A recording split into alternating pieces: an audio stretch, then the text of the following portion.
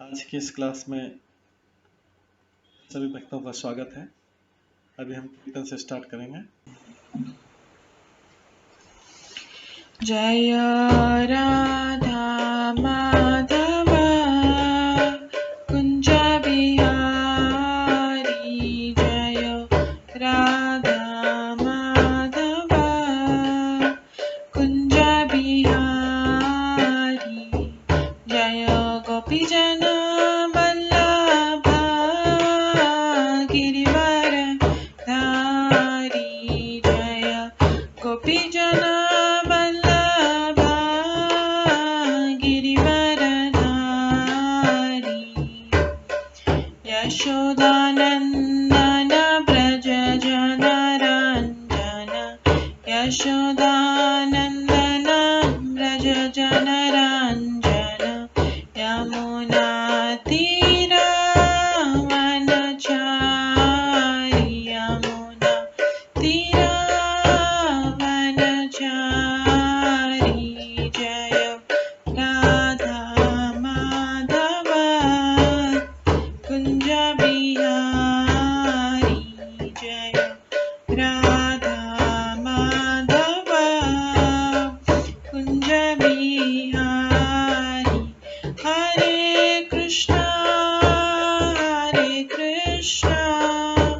कृष्णा कृष्णा हरे हरे, हरे राम राम राम हरे हरे, हरे कृष्णा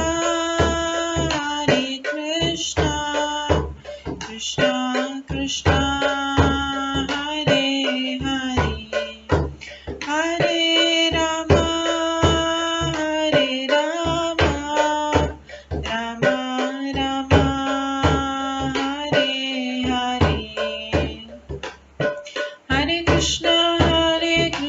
कृष्णा हरे हरे, हरे राम राम राम हरे हरे, हरे कृष्णा कृष्णा कृष्णा हरे हरे, हरे राम राम राम हरे हरे, हरे कृष्णा कृष्णा कृष्णा हरे हरे, हरे राम राम राम हरे हरे, हरे कृष्णा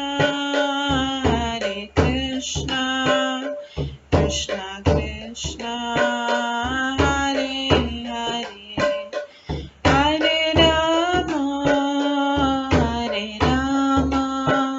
राम राम हरे हरे, हरे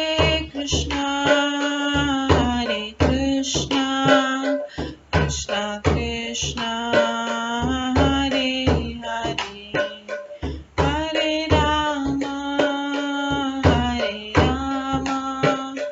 राम राम हरे हरे, जय राधा माधव राधे, जय राधा गोविंद राधे, जय गौरनताय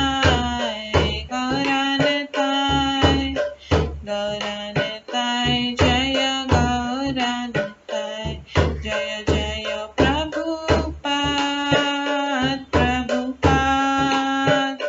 प्रभुपाद जय जय प्रभुपाद, जय जय गुरुदेव जय जय गुरुदेव, नित्य गौर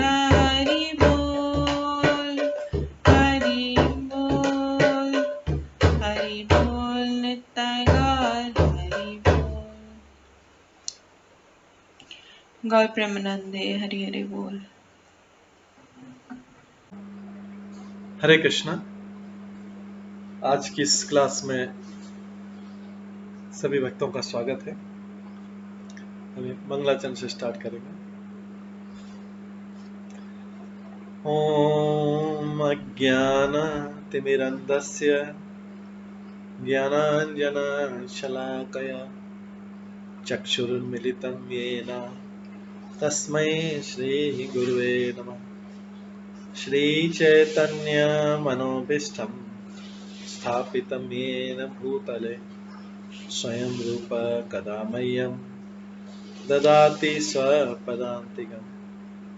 वन्देऽहं श्रीगुरो श्रीयुतपदकमलं श्रीगुरुं वैष्णवांश्च श्रीरूपं साग्रजातं सहगण रघुनाथान्वितं तं सजीवं साद्वैतं सावधूतं परिजनसहितं कृष्णचैतन्यदेवं श्रीराधाकृष्णपादान् सहगण ललिता श्रीविशाखान्वितांश्च नमो विष्णुपदाय कृष्णपृष्ठाय भूतले श्रीमते भक्तिवेदांत स्वामिन्निति नामिने। नमस्ते सरस्वती देवे गौरवाणी प्रचारिणे निर्विशेष शून्यवादी पाश्चात्य देशातारिणे वाञ्छाकल्पतरुभ्यश्च कृपा सिन्धुभ्येव च पतितानां पावनेभ्यो वैष्णवेभ्यो नमो नमः। जय श्री कृष्ण चैतन्य प्रभु नित्यानंद श्री अद्वैत गदाधर शिवासादि गौर भक्तवृंद। हरे कृष्णा कृष्णा कृष्णा हरे हरे, हरे राम राम राम हरे हरे। ओम नमो भगवते वासुदेवाय। ओम नमो भगवते वासुदेवाय। ओम नमो भगवते वासुदेवाय। नारायणं नमस्कृत्य नरं चैव नरोत्तमं देवीं सरस्वतीं व्यासं ततो जयमुदीरये। नष्टप्रायेषु भद्रेषु नित्यं भागवत सेवया भगवते उत्तम श्लोके भक्तिर्भवति नैष्ठिकी।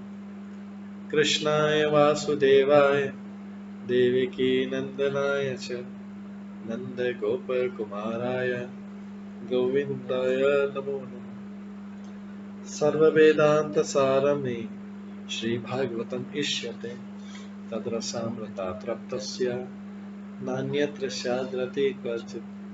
आराध्यो भगवान् ब्रजेश तनयस्तनुधाम वृन्दावन रम्या काचिदुपासना ब्रजवधूवर्गेण या कल्पिता। श्रीमद्भागवतं प्रमाणम् अमलं प्रेम कुमार्थमः श्रीचैतन्य महाप्रभुमतम् इदं तत्रादरो न परम्।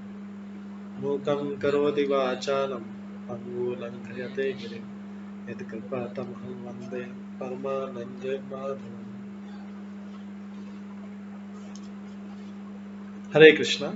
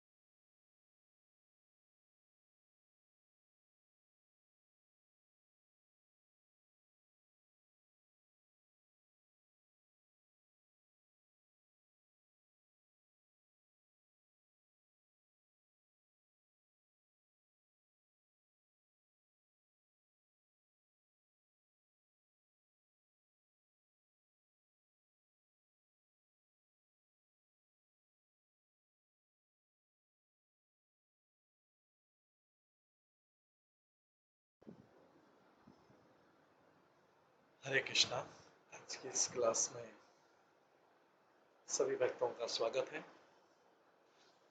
कल हम श्रवण कर रहे थे श्रीमद् भागवतम के दूसरे स्कंद के 9वें अध्याय से। इस अध्याय का नाम है श्री भगवान के वचन का उदाहरण देते हुए प्रश्नों के उत्तर। कल हमने श्रवण किया था ब्रह्मा जी भगवान विष्णु से प्रार्थना करते हैं, भगवान कृष्ण से प्रार्थना करते हैं कि भगवान कृपा करके मुझे यह भी बताएं कि आप अपने से किस प्रकार के विभिन्न संयोगों के द्वारा संहार, उत्पत्ति, स्वीकृति तथा पालन की विविध शक्तियों को प्रकट करते हैं।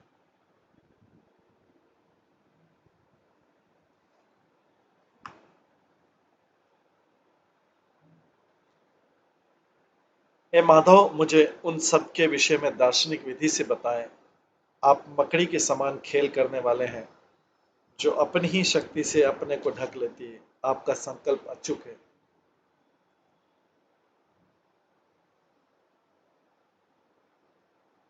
तो यहाँ पे ब्रह्मा जी विस्तृत में जानना चाह रहे हैं, हे माधव,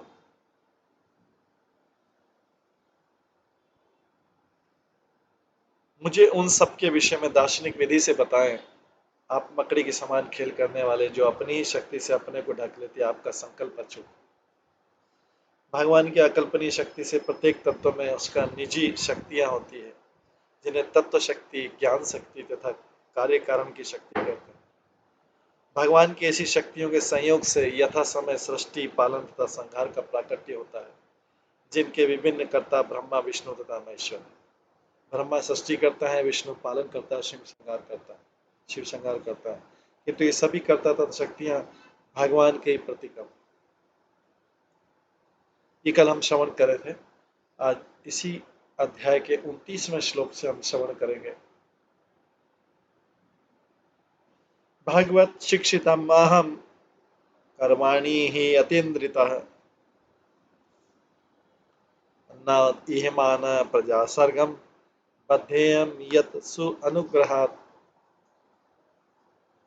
कृपा करके मुझे, ब्रह्मा जी कर रहे हैं, भगवान से बोले कृपा करके मुझे बतलाइए, कृपा करके मुझे बतलाइए जिससे मैं आपकी आज्ञा अनुसार इस विषय की शिक्षा प्राप्त कर सकूं और इस तरह ऐसे कार्यों से आबद्ध हुए बिना जीवात्माओं को यंत्रवत उत्पन्न करने का कार्य करता हूं। तो देखिए, ब्रह्मा जी बोल रहे हैं मैं खाली मशीन के समान जीवों को उत्पन्न करता हूं। इसका मतलब मेरा ध्यान आप में लगा रहे। मैं उन लोगों से जिनको मैं बना रहा हूं उनसे आसक्त नहीं हूं। कृपा करके मुझे बतलाइए जिससे मैं आपकी आज्ञा अनुसार इस विषय की शिक्षा प्राप्त करूं और ऐसे कार्यों से आबद्ध हुए बिना, जो मैं कार्य कर रहा हूं उससे आसक्त हुए बिना जीवात्माओं को यंत्रवत उत्पन्न करता रहूं। जैसे यंत्र, मशीन चीजों को बनाती, मैं उसमें आसक्त नहीं हूं।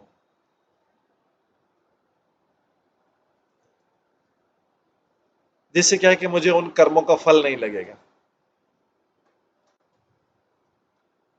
तो ब्रह्मा जी क्लियरली क्या मांग रहे कि आपसे ही मेरी आसक्ति बनी रहे, आपसे ध्यान छुट रहे। इधर मैं बनाता रहूं, जीवों को उत्पन्न कर रहा हूं मैं, लेकिन यंत्रवत बना रहा हूं, जैसे मशीन उत्पन्न करती है। मैं उनसे आबद्ध हुए बिना।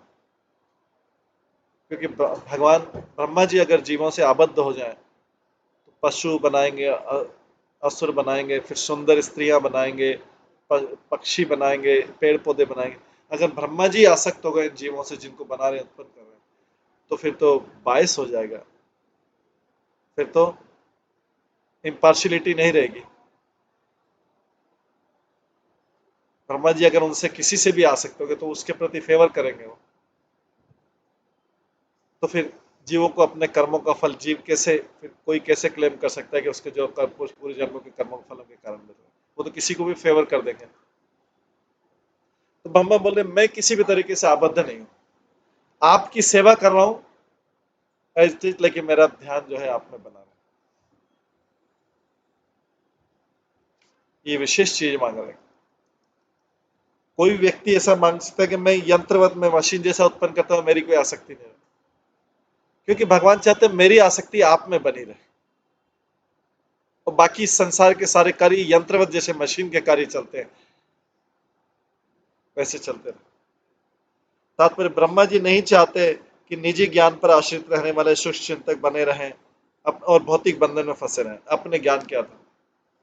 हर एक व्यक्ति को समझ लेना चाहिए कि समस्त कार्यों के संपादन में वह निमित्त कारण मात्र होता है।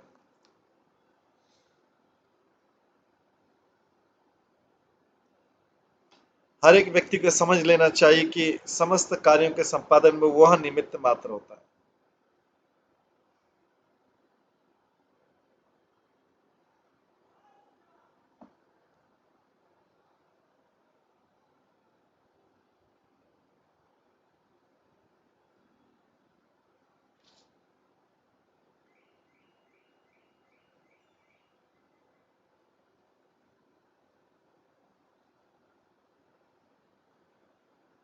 तो यहाँ पे ब्रह्मा जी कारण नहीं बनना चाह रहे,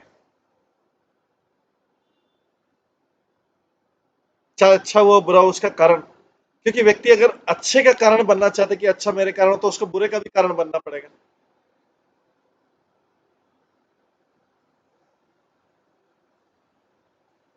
अगर कोई व्यक्ति अच्छे का कारण बनना चाहे कि अच्छे का मुझे क्रेडिट बनना चाहिए, तो उसको इक्वली बुरे का भी डेबिट मिलना चाहिए। तो ब्रह्मा जी बोले मैं इस चक्कर में ही नहीं फंसता हूं। हर एक व्यक्ति को समझ लेना चाहिए कि समस्त कार्यों के संपादन में वो केवल निमित्त मात्र होता है। अगर वो कारण बन जाएगा तो उसको फिर सारे पाप भी लेने पड़ेंगे जो बुरे कार्य हुए। अगर अच्छे कार्य के लिए कर रहा है तो बुरे कार्य के सारे पाप भी लेने पड़ेंगे।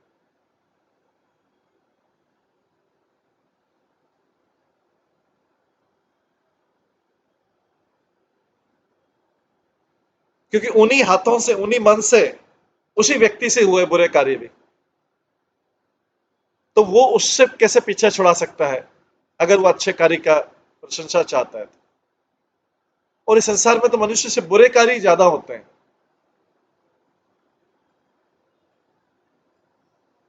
क्योंकि जो भी कार्य भगवान की इच्छा के विरुद्ध वो सब बुरा कार्य है। तो कितनी इच्छा, कितने कार्य भगवान के फेवर में करते हैं, कितने कार्य भगवान के फेवर में जाते हैं। इसका मतलब कि बहुत कम होते हैं, नेग्लिजिबल होते हैं। क्योंकि अगर जितने ज्यादा कार्य भगवान के फेवर में हो गए तो भगवान की भक्ति पूर्ण हो गई, तो उसके मतलब पाप, तो उसको फिर पाप के कारणों का पूरा के पूरा जितना पाप है उसको अपने ऊपर लेना पड़ेगा। हालांकि जीव अपने ऊपर लेता नहीं, फिर भी प्रकृति उसके रिकॉर्ड में रखती कि क्या अच्छा किया क्या बुरा किया, लेकिन जीव से पाप ही ज्यादा होते हैं, अच्छे कार्य बहुत कम होते हैं, नहीं तो वो शुद्ध आत्मा बन जाए। इसलिए ब्रह्मा जी बोल रहे हैं कि हर एक व्यक्ति को समझ लेना चाहिए। ब्रह्मा जी बोल रहे हैं वे नहीं चाहते कि अपने निजी ज्ञान पे आश्रित रह के शुष्क चिंतक बने रहे, भौतिक बंधन में फंसे रहे कि मेरे ज्ञान से हुआ, मेरी बुद्धि से नहीं।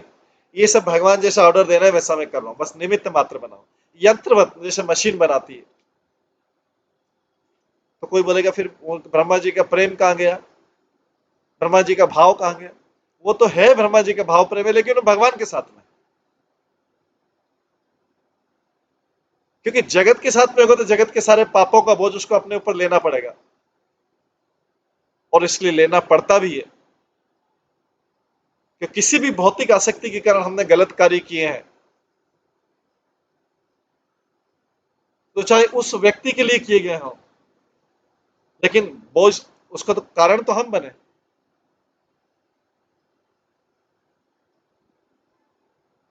तो इसलिए हर व्यक्ति को समझ लेना चाहिए कि समस्त कार्य के संपादन में वो केवल निमित्त मात्र है।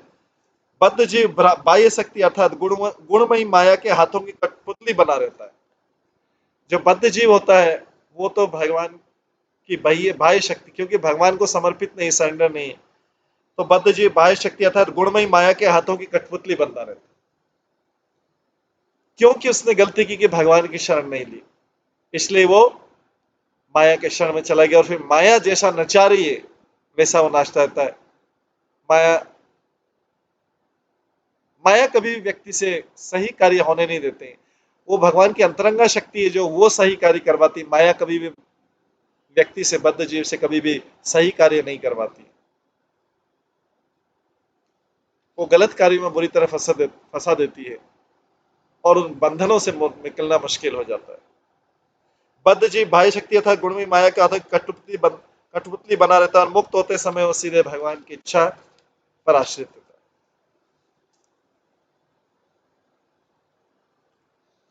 भगवान की प्रत्यक्ष इच्छा पर आश्रित रहना जीवात्मा की स्वाभाविक स्थिति है। नेचुरल पोजीशन तो है कि वो भगवान की इच्छा पर आश्रित रहे।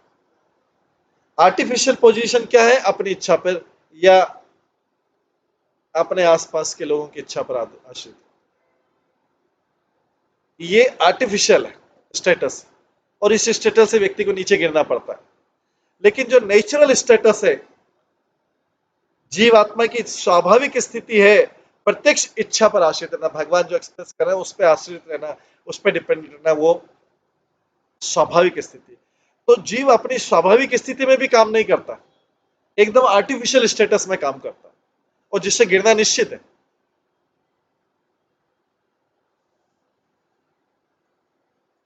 और जबकि गुणमयी माया के हाथों की कठपुतली बनना भाव बंधन है। जब तक माया के हाथों में खेलते रहेंगे, उसके विचार से, उसके हिसाब से कार्य करते रहेंगे,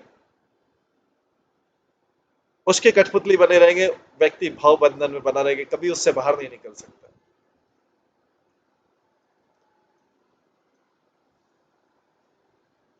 उस बद्ध अवस्था में जीवात्मा परम सत्य भगवान तथा उनके विविध कार्यकलापों का चिंतन करता है, किंतु अभक्त मुक्त अवस्था में जीवात्मा को सीधे भगवान से प्राप्त होता है। अबद्ध अवस्था में जब दुखी हो जाता है, वो सोचता भी क्या करूं मैं, क्या करूं मैं, क्या करूं। जब व्यक्ति जीव इस संसार से, माया के बंधन से, माया उसके ऐसे कार्य करते दुखी हो जाता है कि किस तरह से मैं फंस गया इस माया के बंधन में, अब यहां से बाहर कैसे निकलूं। वो चिंतन करता रहता है क्या तरीका है। किंतु मुक्त अवस्था में जीवात्मा को सीधे भगवान से ज्ञान प्राप्त होता है।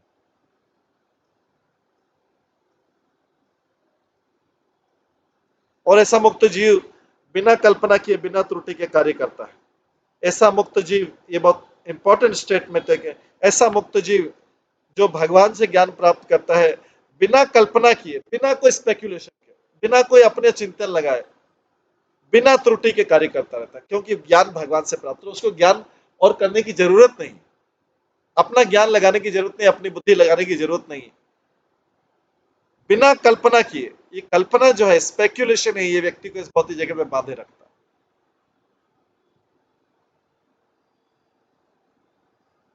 क्योंकि वो अपनी बुद्धि लगाता है, हर चीजों में अपनी बुद्धि लगाता है।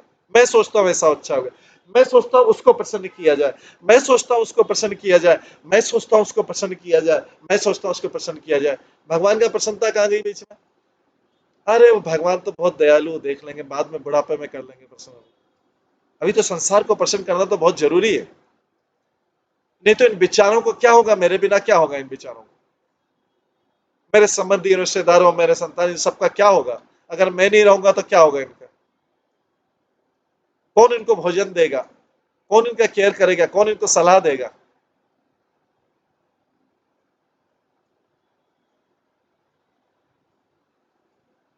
ये कल्पनाएं करता रहता है वो, क्योंकि उसकी जो कंट्रोलर वाली भाव है।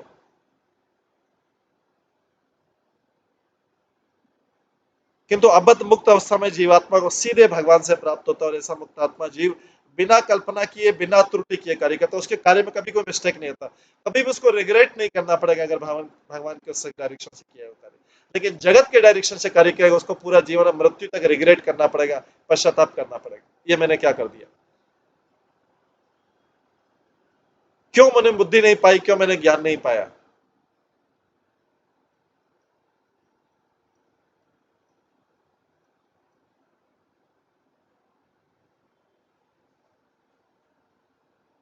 तो इसलिए मुक्त जीव वह बिना त्रुटि के कार्य करता है। भगवद गीता के 10वें अध्याय 11वें 10वें अध्याय के 10वें श्लोक में, 11वें श्लोक में लिखा हुआ है, भगवान बोलते हैं, यही श्लोक बार बार था, तेषाम सतत युक्तानाम भजताम प्रीति पूर्वकम ददामी बुद्धि योगम तम येन मामुपैति थे। जो मेरी प्रीति पूर्वक भजन करता है, और मेरे से युक्त रहता है, मेरे से कनेक्टेड रहता है। तेषां सतत युक्ता नाम, सतत मतलब कंटिन्यूस, मेरे से युक्त रहता है, मेरे से कनेक्टेड रहता है। भजताम प्रीति पूर्वकम, और मेरी प्रीति प्रभावित है, ददामी बुद्धियोगम तम ये नमः। तो कई बार हम भक्ति में रहते हैं लेकिन भगवान से डिस्कनेक्टेड रहते हैं, भक्ति में रहते हैं भगवान से कनेक्ट, भगवान से डिस्कनेक्टेड रहते हैं।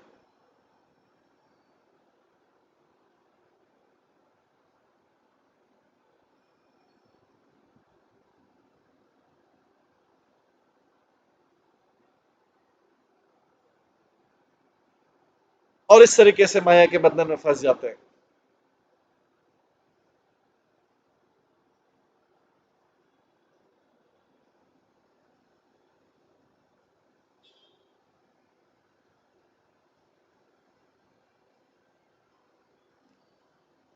तो इन श्लोकों में, इन अध्याय में भगवान स्वयं उपदेश देते हैं, जैसे शुद्ध भक्तगण जो भगवान की दिव्य प्रेमा भक्ति में रत है, शुद्ध भक्तगण जो भगवान की दिव्य प्रेमा में बिना डगमगाए भगवान के धाम की ओर अग्रसर होते रहते हैं।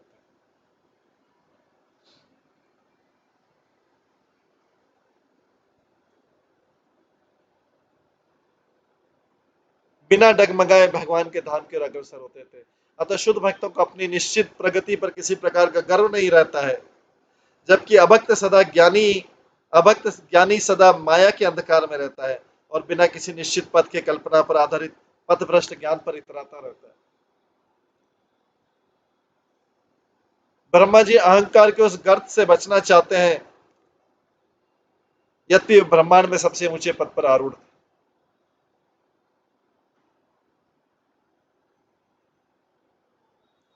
ब्रह्मा जी अहंकार के उस गर्त से बचना चाहते थे, यद्यपि ब्रह्मांड में सबसे ऊंचे पद पर आरूढ़।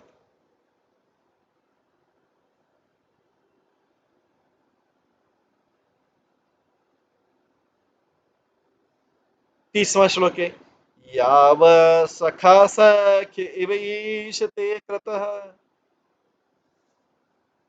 प्रजा विसर्गे विभजामि भोजनम् अविक्लवते परिकर्मणि स्थितो मामे समुदय मदाज्यमानिन्।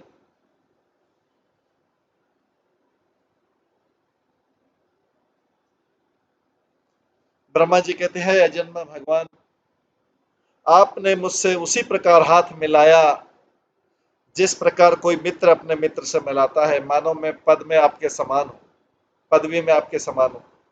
तो यहाँ पे भगवान ने जब दर्शन दिए तो ब्रह्मा जी को सृष्टि करने की रचना दी और हाथ में हाथ मिलाए, मतलब ऑल द बेस्ट दे रहे कि ठीक है ये रचना करो।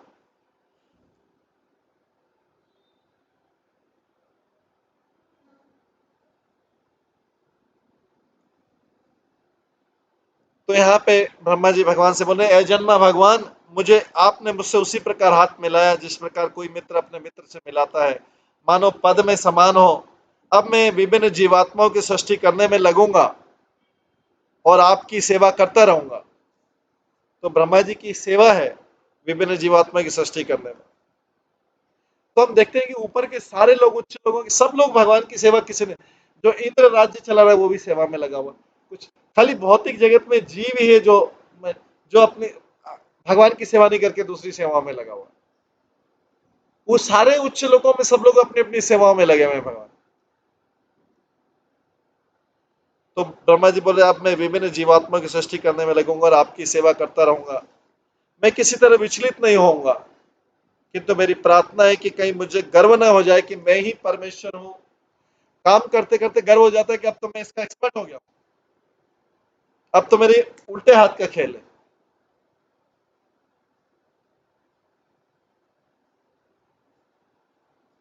किसी चीज की इस भौतिक जगत में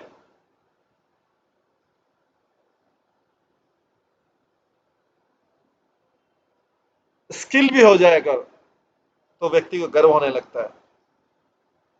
तो ब्रह्मा जी साथ में बोले, मैं सेवा कर रहा हूं लेकिन मुझे सब इसमें गर्व नहीं हो कि मैं ही परमेश्वर। कई बार होता है हम भगवान की सेवा करते हैं, हमारी एक्सपर्टाइज हो जाती किसी से, अरे अरे तुमको क्या पता, मैं बताता हूँ।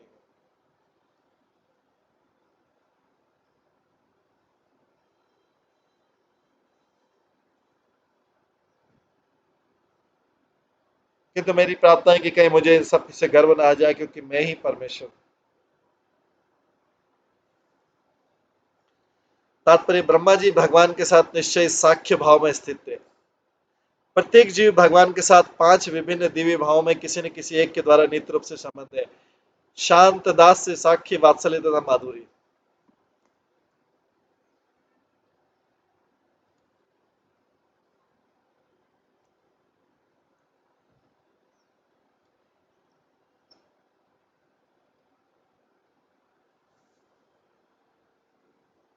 हम भगवान के प्रसंग में इन पांचों भावों की व्याख्या पहले कर चुके हैं। यहाँ पर स्पष्ट है कि ब्रह्मा जी भगवान के साथ दिव्य सख्य भाव में स्थित थे। शुद्ध भक्त भगवान से इन पांचों में से किसी एक भाव में बंधा हो सकता है। वो वात्सल्य भाव भी हो सकता है, किंतु भगवत भक्त सदैव भगवान का सेवक होता है। कोई न तो उनके समान है, न ही कोई उनसे बढ़कर है। यही भगवत गीता की उक्ति है। यद्यपि भगवान के साथ ब्रह्मा जी का साख्य भाव है और उन पर विभिन्न योनि वाले जीवों को उत्पन्न करने का सर्वोच्च पदभार सौंपा जाता है ब्रह्मा जी के ऊपर, किंतु ये सबसे ऊंचा रिस्पॉन्सिबिलिटी है। व्यक्ति अपना एक परिवार बनाने में आसक्त हो जाता है। ब्रह्मा जी तो पूरी सृष्टि बनाते हैं, उसे फिर भी आसक्त नहीं होते।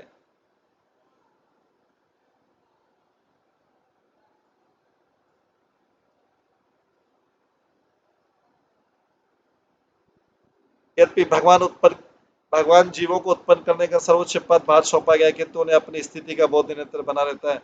वे न तो परमेश्वर है, न परम शक्ति संपन्न है। संभव है कि इस ब्रह्मांड या इसके बाहर कोई अत्यंत शक्तिशाली व्यक्ति भगवान से अधिक शक्तिशाली निकला है। फिर भी शुद्ध व्यक्ति जानता है कि यह शक्ति तो भगवान द्वारा प्रदत्त विभूति है, और ऐसी शक्ति से युक्त जीवात्मा कभी भी स्वतंत्र नहीं हो सकता है। हनुमान जी ने कूद कर समुद्र पार कर लिया था, किंतु रामचंद्र ने सेतु पर चढ़कर ही पार किया। इसका अर्थ नहीं कि हनुमान जी उनसे अधिक शक्तिशाली थे।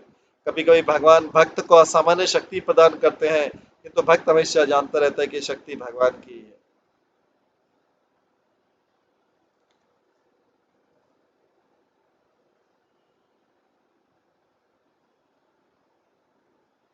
भक्त हमेशा जानता रहता है कि शक्ति भगवान की और स्वयं एक निमित्त मात्र है। भक्त कभी भी उन अभक्तों के समान फला फूला फूला नहीं रहता, जो भ्रमवश अपने को भगवान मान लेते हैं। यह आश्चर्यजनक बात है कि जो व्यक्ति भगवान की माया के नियमों के द्वारा पग पग पर प्रहार पाता है, उसमें पग पग पर लात पड़ती है उसको माया की, फिर भी वो भगवान से एक होने का सोचता है। ये आश्चर्यजनक चीज है। वो पग पग में भगवान से लात खाता है, पाद प्रहार पाता है, फिर भी भगवान से तदाकार होने की झूठी बात सोचता है। इस प्रकार का सोचना बद्ध जीवों के ऊपर फेंका गया माया का आखिरी बंधन होता है।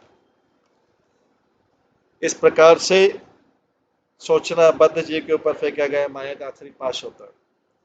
पहली भ्रांति होती है कि वह संपत्ति एवं शक्ति बटोर कर संसार का स्वामी बनना चाहता है। व्यक्ति संपत्ति और शक्ति को इकट्ठा करता है, मसल पावर, संसार का स्वामी बनूंगा मैं, सब लोग मेरा आदर करेंगे, सब लोग बोलेंगे वाह वाह वाह वाह, आते आपके पास इतना ऐश्वर्य कहां से आया, आपके पास ऐसा मकान, आपके पास ऐसी कारें, आपके पास ऐसे सुंदर कपड़े, आपके पास ऐसे आभूषण कहां से आए, सब लोग पूछेंगे।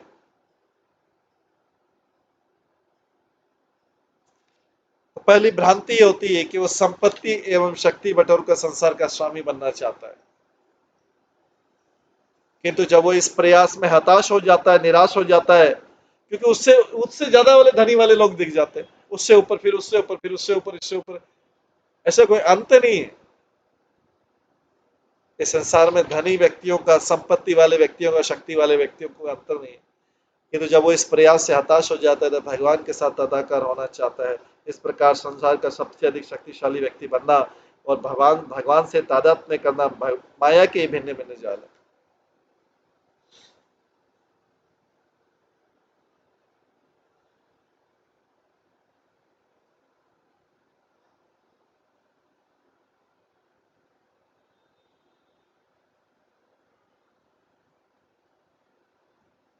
चूंकि भगवान के शुद्ध भक्त शरणागत होते हैं, अतः माया के मोह पाश से ऊपर हैं।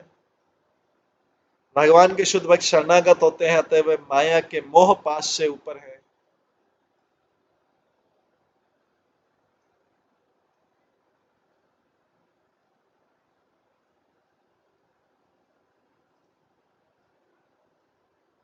किंतु ब्रह्मा जी शुद्ध भक्त होने के कारण अल्पज्ञानी अभक्तों के को भगवान से तादात्म्य की बात के बारे में सोचना कभी पसंद नहीं करते। यद्यपि वे विषय के आदि देव है, भगवान से तादात्म्य करना मतलब भगवान से एकाकार करना, एक हो जाना, भगवान के साथ मिल जाना। यद्यपि भगवान ब्रह्मा जी विश्व के आदि देव है और अनेक अद्भुत कार्य करने में सक्षम है। अल्पज्ञानियों को जब ये ईश्वर के झूठे विचार से फूल उठते हैं, अल्पज्ञानियों को जब अल्पज्ञानी ईश्वर होने के झूठे विचार से फूल उठते हैं, तो ब्रह्मा जी से शिक्षा ग्रहण कर लेनी चाहिए। थोड़ा सा ज्ञान और थोड़ा सा ऐश्वर्य में व्यक्ति फूलने लगता है, नियंत्रण करने लगता है सबको।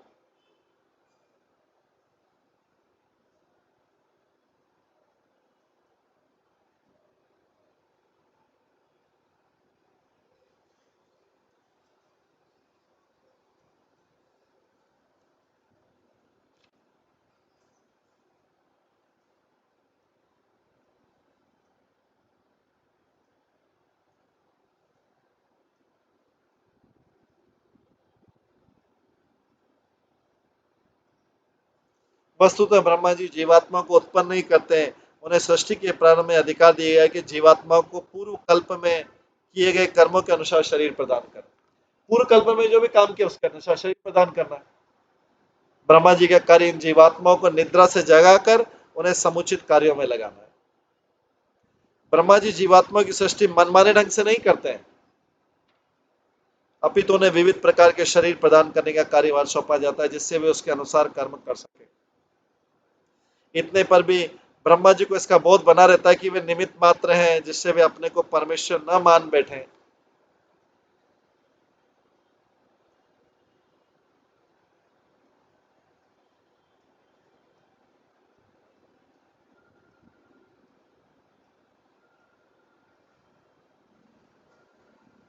इतने पर भी ब्रह्मा जी को इसका बोध बनाता है वे निमित्त मात्र, जिससे वे अपने को परमेश्वर न मान बैठे।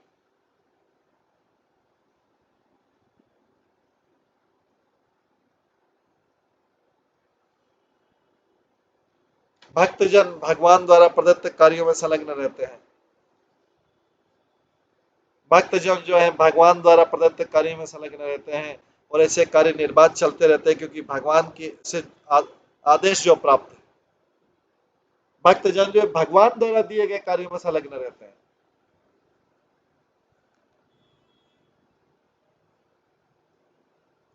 क्योंकि भगवान से आदेश प्राप्त जो है, सफलता का श्रेय कर्ता को नहीं बल्कि भगवान को मिलता है। किंतु जो अल्पज्ञ है वे सफलता का कारण अपने को मानते हैं, भगवान को कोई श्रेय नहीं देते। यह भक्त पुरुषों का लक्षण है।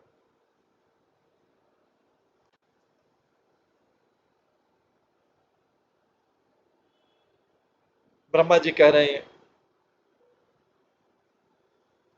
इसके पश्चात फिर भगवान बोलते हैं, ब्रह्मा जी और भगवान के बीच वार्तालाप चल रहा है। श्री भगवान उवाच ज्ञानम परम गुह्यम में यत विज्ञान समन्वितम सहरस्यम ततंगम च ग्रहण गदितम मया।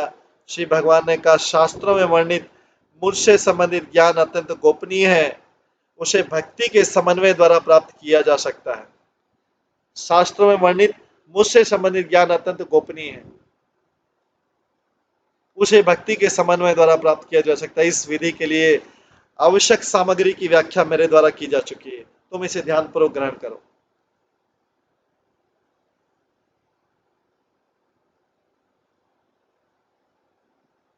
भगवान ब्रह्मा जी से क्या बोल रहे हैं? शास्त्रों में वर्णित मुझसे संबंधित ज्ञान अत्यंत गोपनीय है, इसे भक्ति के समन्वय द्वारा प्राप्त, इस ज्ञान को भक्ति के द्वारा ही प्राप्त किया जा सकता है। इस विधि के लिए आवश्यक सामग्री की व्याख्या मेरे द्वारा की जा चुकी है, तुम इसे ध्यानपूर्वक ग्रहण करो। तुम इसे ध्यानपूर्वक ग्रहण करो। तात्पर्य, ब्रह्मा जी इस ब्रह्मांड के में भगवान के सर्वोच्च भक्त हैं। अतः भगवान ने उनके 4 प्रश्नों का उत्तर 4 महत्वपूर्ण वक्तव्यों में रूप में दिया, जो चतुश्लोकी मूल भागवत के नाम से ज्ञात है। ब्रह्मा जी इस ब्रह्मांड में भगवान के सर्वोच्च भक्त हैं, अतः भगवान ने उनके 4 प्रश्नों का उत्तर 4 महत्वपूर्ण वक्तव्य में दिया, जो चतुश्लोकी मूल भागवतम है। 4 प्रश्न का उत्तर 4 उसमें दिया है, इसी को चतुश्लोकी भागवतम बोला जाता है।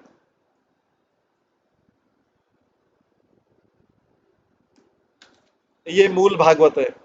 ब्रह्मा जी के प्रश्न इस प्रकार थे।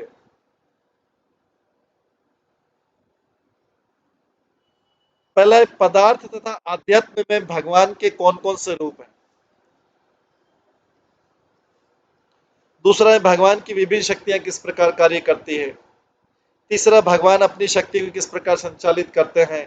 और चौथा है, ब्रह्मा को उनके सौंपे गए कार्य के संबंध में किस प्रकार आदेशित किया जाए।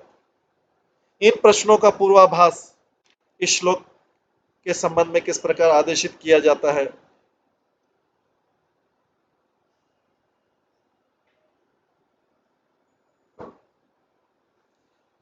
भगवान अपनी शक्तियों को किस प्रकार संचालित करते हैं, ब्रह्मा को उनके सौंपे गए कार्य के संबंध में किस प्रकार आदेशित किया जाए। इन प्रश्नों का पूर्वाभ्यास इस श्लोक में मिलता है। ब्रह्मा जी को सूचित करते हैं कि शास्त्रों में वर्णित भगवान विषय ज्ञान अत्यंत सूक्ष्म है।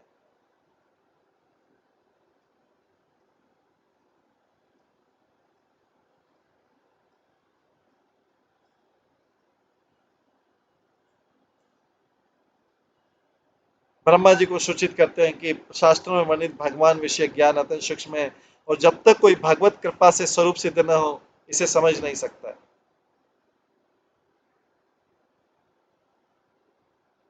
भगवान कहते हैं, जिस तरह वे व्याख्या करते जाए उसे वे उत्तर के रूप में ग्रहण करते जाएं। इसका अर्थ हुआ कि परमेश्वर संबंधी दिव्य ज्ञान को तभी प्राप्त किया जा सकता है जब भगवान स्वयं भगवान उसे प्रदान करें। परमेश्वर संबंधी दिव्य ज्ञान को तभी प्राप्त किया जा सकता है जब भगवान स्वयं उसे प्रदान करें। बड़े से बड़े संसारी चिंतक भी चिंतन द्वारा परम सत्य भगवान को नहीं समझ पाते। चिंतन से निर्गुण ब्रह्म का साक्षात्कार तो हो सकता है, किंतु वस्तुतः पूर्ण दिव्य ज्ञान तो निर्गुण ब्रह्म के ज्ञान के परे है। वस्तुतः पूर्ण दिव्य ज्ञान तो निर्गुण ज्ञान ब्रह्म ज्ञान के परे, इसलिए इसे परम गुह्य ज्ञान दिया गया है। अनेक मुक्त जीवों में से विरला ही भगवान को जान पाने का अधिकारी होता है। भगवत गीता में स्वयं भगवान ने कहा है, लाखों में से कोई एक मनुष्य सिद्धि के लिए प्रयत्न करता है और अनेक मुक्त जीवों में से कोई एक ही उन्हें जान पाता है।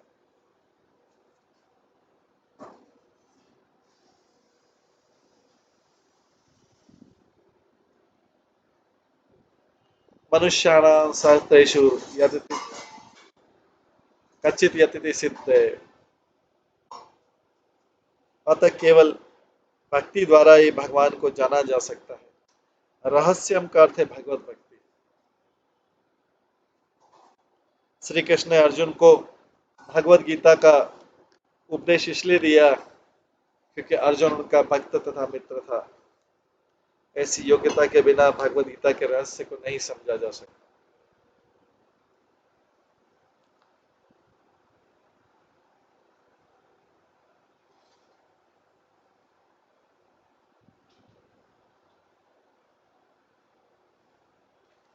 अतः जब तक कोई भक्त बनकर भक्ति में सेवा नहीं करने लगता, तब तक वो श्री भगवान को समझ नहीं पाता।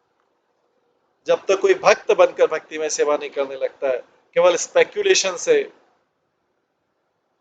अनुमान से भगवान के बारे में पता नहीं लगाया जा सकता। जब तक कोई भक्त बनकर भक्ति में सेवा नहीं करने लगता, तब तक वो श्री भगवान को समझ नहीं पाता है। यह रहस्य ईश्वर प्रेम है। श्री भगवान को जानने का रहस्य इस योग्यता में निहित है। ईश्वर के दिव्य प्रेम को प्राप्त करने के लिए भक्ति संबंधी विधि विधानों का पालन आवश्यक है। ईश्वर के दिव्य प्रेम को प्राप्त करने के लिए भक्ति संबंधी विधि विधानों का पालन आवश्यक है।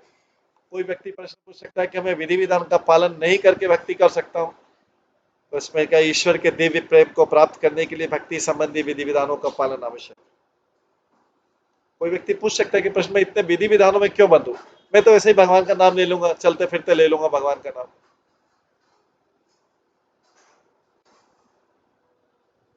चलते फिरते कोई भोजन कर सकता है क्या?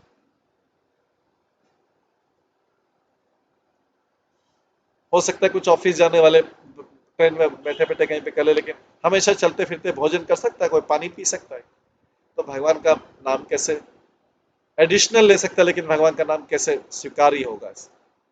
जैसे कैजुअली किसी को खाना, तो चलते फिरते हाथ में सैंडविच लेके या कुछ लेके, नमकीन लेके या मुड़ी लेके कैसे खा सकता है चलते फिरते, बट वो तो खाने का तरीका नहीं है। ऐसे कोई चलते फिरते भगवान का नाम ले लेगा तो उससे भगवान प्रसन्न होंगे क्या? चलते फिरते अगर लेना है तो भगवान का स्मरण है, वो एक्स्ट्रा है। ऐसे किसी को मुड़ी खाना हो या सैंडविच खाना हो तो चलते फिरते उसने खा लिया, लेकिन अपना रोटी दाल जो उसका रोटी दाल राइस है, वो ऐसे चलते फिरते खा सकता है क्या डेली? उसके लिए नियम है कि उसको बैठना पड़ेगा एक जगह। कोई ऐसे चलते फिरते रास्ते में सड़क पे चलते चलते बाथरूम जा सकता है क्या?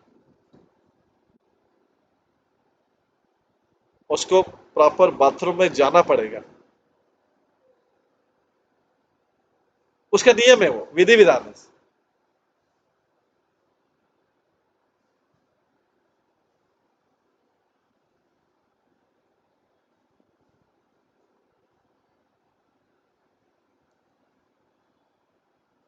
तो ईश्वर दी के दिव्य प्रेम को प्राप्त करने के लिए भक्ति संबंधी विधि विधानों का पालन आवश्यक है।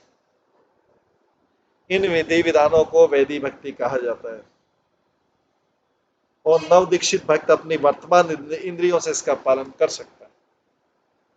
ऐसे विधि विधान मुख्यतः भगवान की महिमा के श्रवण और कीर्तन पर आधारित रहते हैं, जिनका पालन भक्तों की संगति द्वारा ही संभव है। फलतः भगवान श्री चैतन्य महाप्रभु ने भगवान की भक्ति में पूर्णता पाने के लिए 5 प्रमुख नियमों की संस्तुति की है।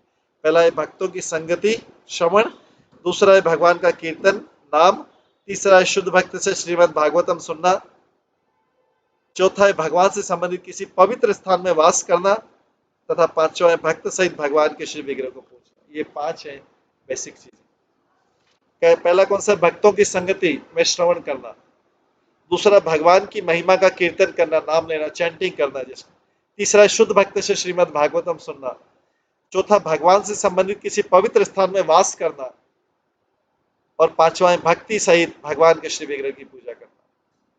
ऐसे विधि विधान भक्तिमय सेवा के अंग स्वरूप है। अतः ब्रह्मा जी की प्रार्थना के अनुसार भगवान इन चारों प्रश्नों तथा उनके अंगभूत प्रश्नों के विषय में अपनी व्याख्या प्रस्तुत करें। ये 4 प्रश्न पूछे, और इसके 4 प्रश्न के उत्तर में भगवान जो है चतुश्लोकी भागवतम, जो आदि भागवतम है, वो ब्रह्मा जी को सुनाएंगे। तो इस 32वां श्लोक अभी हम पढ़ेंगे, इसके बाद 33 श्लोक नंबर 33 से चतुश्लोकी भागवतम शुरू होगी। तो 30 श्लोक 32 में है, यावान अहम यथा भाव यत रूप गुण कर्म कहा तथा एव तत्व विज्ञानम अस्तु ते मत अनुग्रह। मेरी अहेतु की कृपा से तुम्हारे अंतःकरण में उदय होने वाले वास्तविक बोध से तुम्हें मेरे विषय में सब कुछ, भगवान बोल रहे हैं, मेरी अहेतु की कृपा से तुम्हारे अंतःकरण में, ब्रह्मा जी को बोले तुम्हारे अंतःकरण, तुम्हारे हृदय में उदय होने वाले वास्तविक बोध से तुम्हें मेरे विषय में सब कुछ ज्ञात हो सकेगा, सब कुछ ज्ञात हो सकेगा। तो भगवान ब्रह्मा जी को हृदय में ज्ञान दे रहे हैं। इसमें ज्ञान में क्या है? मेरा वास्तविक शाश्वत रूप तुम्हें पता लगेगा, मेरा दिव्य अस्तित्व पता लगेगा, मेरा रंग पता लगेगा, मेरा गुण पता लगेगा, और मेरे कार्य पता लगेंगे, ब्रह्मा जी को पता लगेगा। भगवान बोले मेरी अहेतु की कृपा से तुम्हारे अंतःकरण में उदय होने वाले वास्तविक बोध से तुम्हें मेरे विषय में सब कुछ पता लगेगा।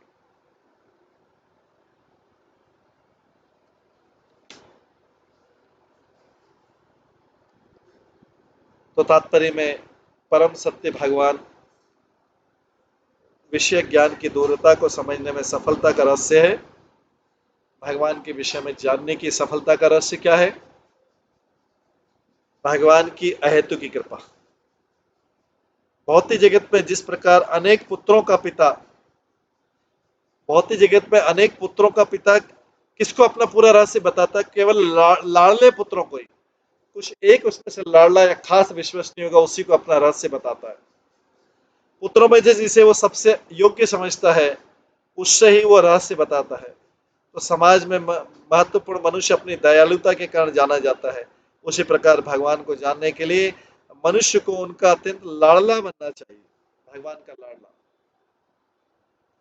भगवान असीम है, कोई भी उन्हें पूरी तरह नहीं जान सकता।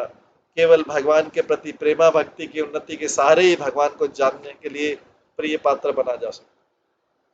यहाँ हम देखते हैं कि भगवान ब्रह्मा जी पर अत्यंत प्रसन्न है, अतः वे उन्हें अपनी अहेतु की कृपा प्रदान करते हैं, जिससे वे भगवान का वास्तविक बोध प्राप्त कर सकें।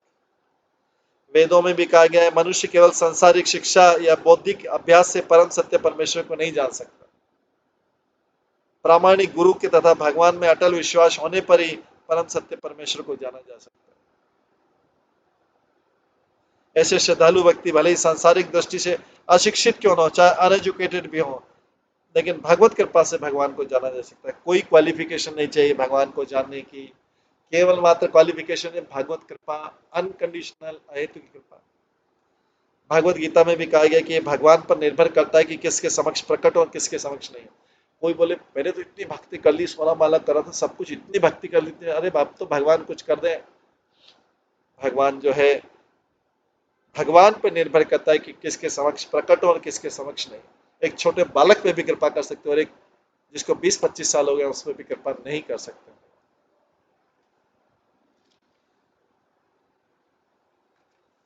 वे अपनी योग माया शक्ति से अपने को अश्रद्धालुओं से छिपा कर रखते हैं। अश्रद्धालुओं के सामने तो बिल्कुल ही प्रकट नहीं होते।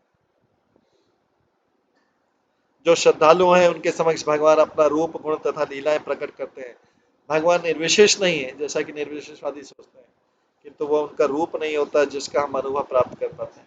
वे अपने अपने भक्तों के समक्ष अपना रूप, यहाँ तक कि अपना प्रमाप भी प्रकट करते हैं। उनका मेजरमेंट क्या है, भगवान क्या साइज क्या है, वो भी प्रकट करते हैं।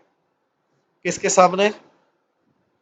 भगवान अपने आप को डिटेल में किसके सामने बताते हैं? जो श्रद्धालु है उनके समक्ष भगवान अपना रूप, गुण तथा लीलाएं प्रकट करते हैं। भगवान निर्विशेषवाद नहीं है, निर्विशेष नहीं जैसा कि निर्विशेषवादी सोचते हैं, किंतु उनका वो रूप नहीं होता जिसे हम अनुभव प्राप्त करते हैं।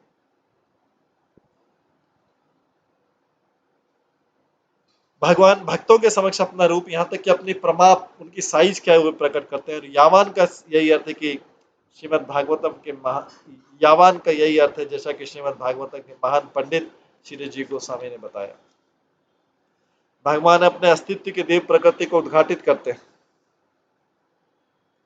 भगवान अपने अस्तित्व के देव प्रकृति को उद्घाटित करते हैं। संसारी विवादक भगवान के रूप को संसारी अवधारणा मानते हैं। शास्त्र में बताया कि भगवान का कोई संसारी रूप है ही नहीं। अतः जो अल्पज्ञानी है, अतः जो अल्पज्ञानी है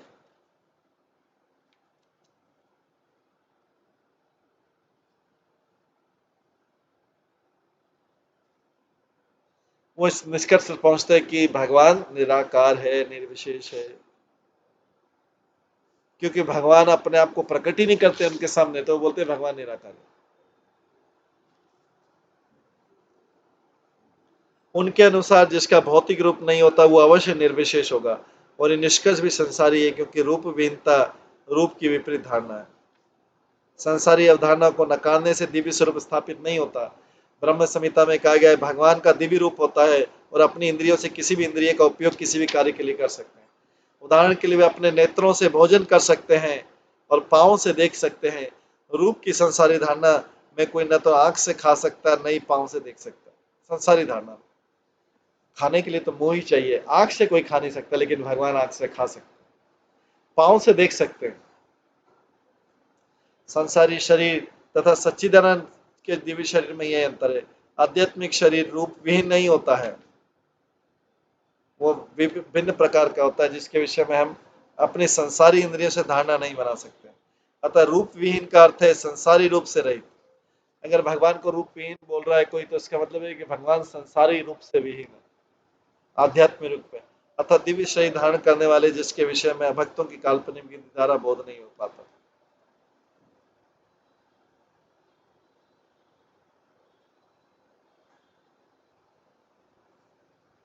भगवान अपने भक्तों के समक्ष अनंत प्रकार के दिव्य शरीर प्रकट करते रहते। भगवान अपने भक्तों के समक्ष अनंत प्रकार के दिव्य शरीर प्रकट करते रहते हैं, जो एक दूसरे के समान होते हुए भी स्वरूपों में भिन्न रहते हैं। भगवान की कुछ दिव्य शरीर श्याम वर्ण होते हैं, तो कुछ श्वेत श्वेत वर्ण होते हैं, कुछ लाल वर्ण होते हैं, तो कुछ पीत वर्ण होते हैं, कुछ चतुर्भुजी होते हैं, कुछ द्विभुजी होते हैं, कुछ मछली की तरह होते हैं, तो कुछ सिंह के समान होते हैं। मत्स्य अवतार, नरसिंह अवतार, ये भगवान भगवान के विभिन्न दिव्य रूप भगवत कृपा से ही भक्त के समक्ष प्रकट होते हैं। कृपा के बिना प्रकट नहीं होते। लेकिन जिनके सामने प्रकट नहीं होते तो वो बोलते हैं निर्विशेषवादी बोलते हैं ये झूठे तर्के के भगवान के निर्विशेषवादी के झूठे तर्के के भगवान का कोई रूप नहीं होता।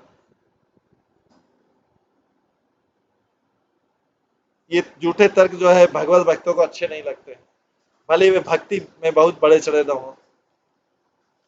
भगवान में अनगिनत दिव्य गुण पाए जाते हैं, उनमें से एक है शुद्ध भक्त के प्रति उनका प्रेम, भक्त वत्सलता। भगवान के अनगिनत दिव्य गुणों में सबसे बड़ा गुण जो भगवान चाहते हैं सबको पता लगे, वो है भक्त वत्सलता या शुद्ध भक्त के प्रति उनका प्रेम। शुद्ध भक्ति के उनका प्रेम, ये गुण सबको बताना चाहते हैं। भगवान बाकी सब गुणों को प्रशंसा नहीं करना चाहते, वो चाहते ये गुण सबको पता लगे मेरा। इस संसार में, इतिहास में हम उनके अनेक दिव्य गुणों की सराहना करते हैं। भगवान अपने भक्तों की रक्षा करने तथा अधर्मियों का विनाश करने के लिए अवतरित होते हैं। उनके सारे कार्य भक्तों से संबंधित होते हैं। श्रीमद् भागवतम से संबंध भगवान के ऐसे अनेक कार्यों से भरा पड़ा है। श्रीमद् भागवतम, ये तो अभक्तों को भगवान की इन लीलाओं का कोई ज्ञान भी नहीं होता है। जो अभक्त लोग रहते हैं उनको भगवान की लीलाओं को कोई ज्ञान नहीं रहता।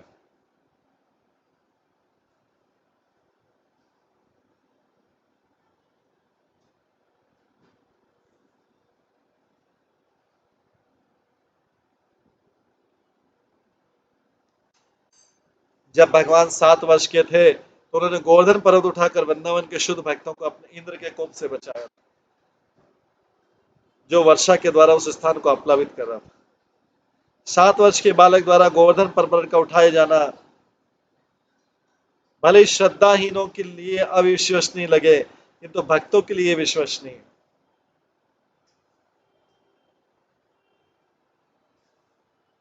भक्त को भगवान की सर्वशक्तिमता पर विश्वास है। भक्त को पता है कि मेरे भगवान कितने पावरफुल हैं।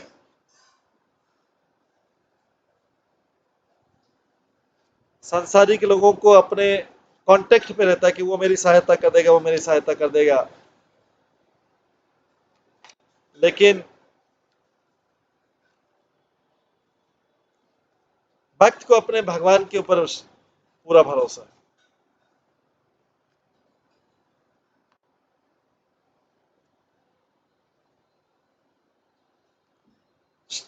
भक्त को भगवान की सर्वशक्तिमता पे विश्वास है कि मेरे भगवान कुछ भी कर सकते हैं, किंतु श्रद्धा में इन लोग भगवान को सर्वशक्तिमान मानते हुए इस पर विश्वास नहीं करते। उनके जीवन का भी सारा काल भगवान के द्वारा ही चलाया जा रहा है, लेकिन वो भगवान की सत्ता को, सर्वशक्तिमता को नहीं मानते, विश्वास नहीं करते। ऐसे अल्पज्ञानी लोग ये नहीं समझते हैं कि भगवान तो शाश्वत रूप से भगवान है। वे लाखों करोड़ों वर्षों तक ध्यान या दार्शनिक चिंतन करके भी भगवान नहीं बन सकते हैं।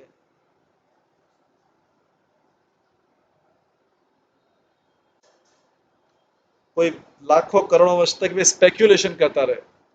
नॉर्मली लोग ऐसे बैठ जाते हैं और फिर सोचते रहते हैं भगवान के बारे में। ज्ञानी लोग होते हैं। कर्मी लोग संसार के बारे में सोचते हैं।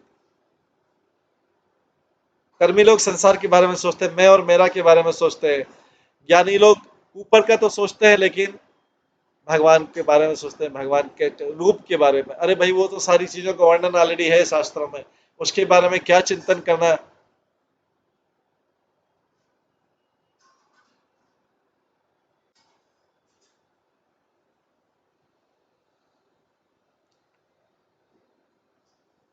जैसे अल्प ज्ञानी ये नहीं समझते हैं कि भगवान तो शाश्वत रूप से भगवान है, में लाखों करोड़ों वर्षों तक ध्यान या दार्शनिक चिंतन करने पर भी भगवान नहीं बन सकते हैं।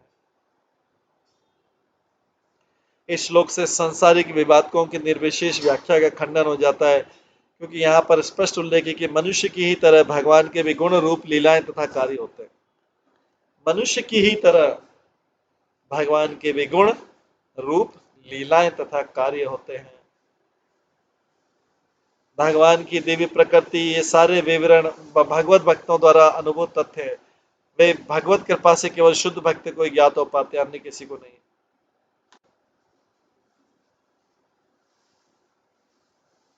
भगवान की दिव्य प्रकृति के सारे विवरण भगवत भक्तों द्वारा अनुभूत और तथ्य है। ये भगवत कृपा से केवल शुद्ध भक्त को ही ज्ञात हो पाते, अन्य किसी को नहीं।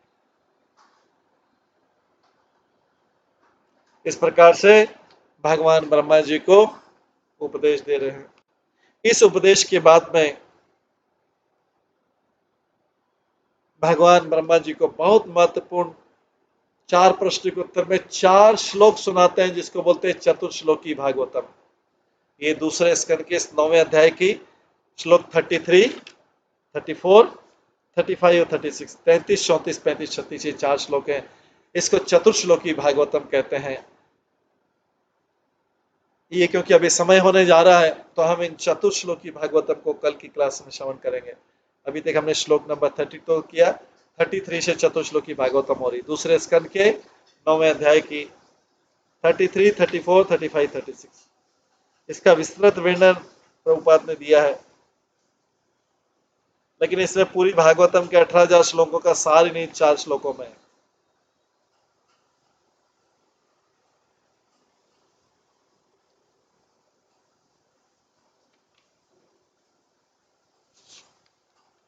तो आज हम इसको यहीं पे विराम देते हैं।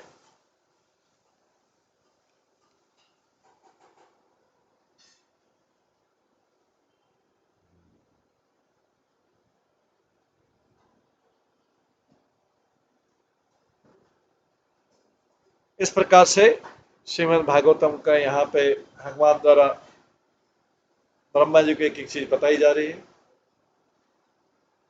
तो आज की क्लास को हम यहीं पे विराम देते हैं, कल चतुर्श्लोकी भागवतम करेंगे। हरे कृष्णा। सभी भक्तों का बहुत बहुत धन्यवाद। सब भक्तों के लिए एक बार हरे कृष्ण महामंत्र का जप करते हैं। हरे कृष्णा कृष्णा कृष्णा हरे हरे, हरे राम राम राम हरे हरे।